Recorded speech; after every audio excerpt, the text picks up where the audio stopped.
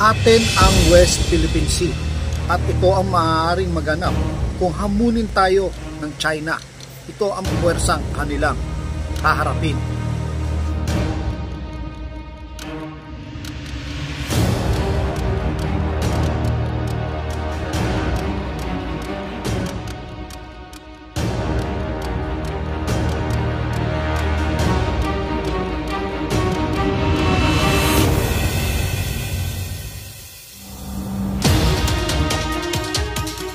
Let's make a deal with China. Stop claiming our territory. Stop harassing our fishermen and let them have a living. Stop ramming our boats.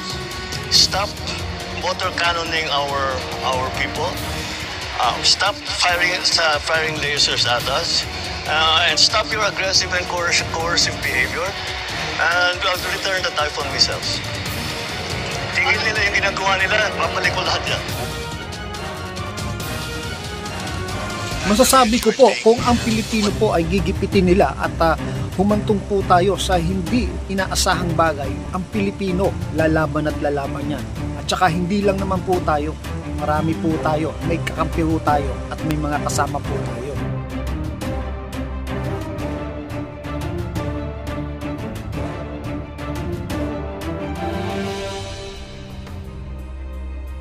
Maganda na ho ang tinatakbo ng ating ekonomiya.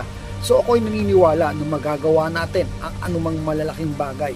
Lalo na kaya kung tayo ay ginipit, siguradong tayo pong mga Pilipino ay lalaban. Huwag nila tayong i-underestimate kasi marami na po tayong laban na pinagdaanan. Tayo po ay nagtitimpi lamang at hindi po tayo papayag na itong mga pinaghirapan natin ay basta-basta na lang makukuha.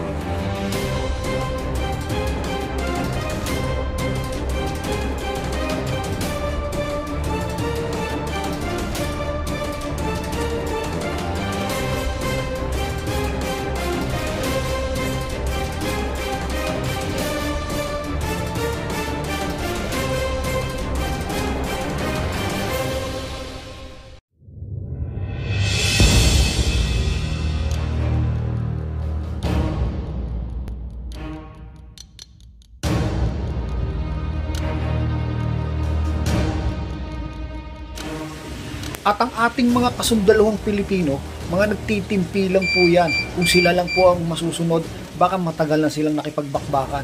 Pero mga professional po ang ating mga sundalo. At meron po silang batas na sinusunod. Sumusunod lang po sila sa utos ng mga nakatataas. At ang mga nakatataas na to, alam po nila kung ano ang nararapat. Sila po ang may karanasan sa tinatawag na digmaan. Alam nila kung kailan susugod o kailan hanggang pwede tayo magtimpi. Parang pagbibitaw lang din ito ng mga pana. Alam nila kung kailan bibitawan ng pana, kung saka ito ay malapit na sa kalaban. Depende po yan sa karanasan mo sa isang digmaan.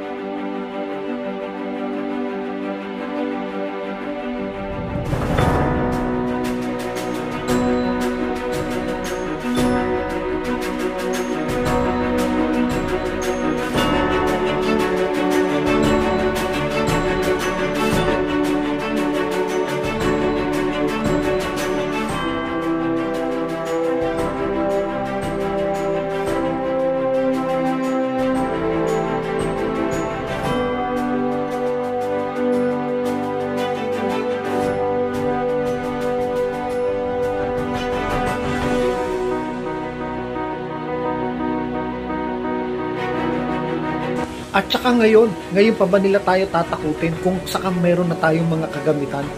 Kung yung noon nga wala pa tayo, lumalaban tayo. At andyan ang ating mga kaibigan na handang tumulong sa atin at todo ang suporta. Kitang-kita nyo naman, hindi ba? Hindi lang isa, dalawa, tatlo o apat ang kumakampi sa atin.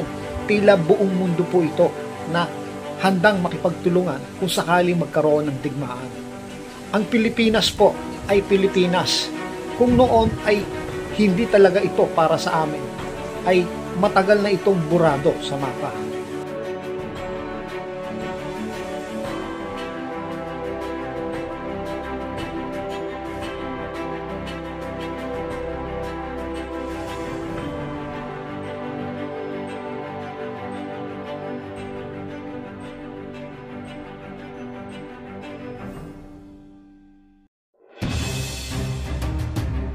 Maliit lang ang aming bansa, pero kahit na maliit ito ay natutunan namin makontento. Hindi kami naghangad, ang hangad lang namin ay makapamuhay ng masaya. At kung meron mang digmaan na gaganap na sa loob ng aming bansa, ay ito ay dahil sa pangingialam ng mga dayuhan na nais ring mamuno sa katiting naming bansa.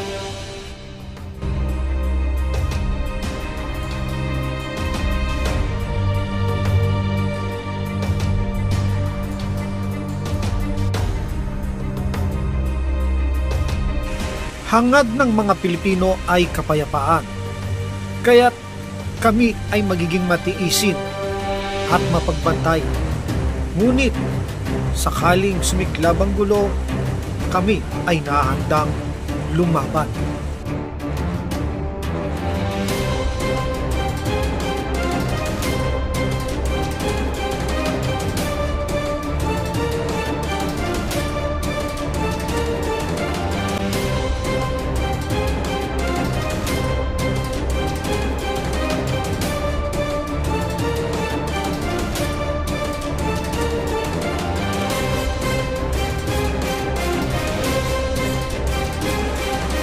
Ito ang sitwasyon sa West Philippine Sea. Ito po ang Avoy Mix Videos. Maraming salamat po.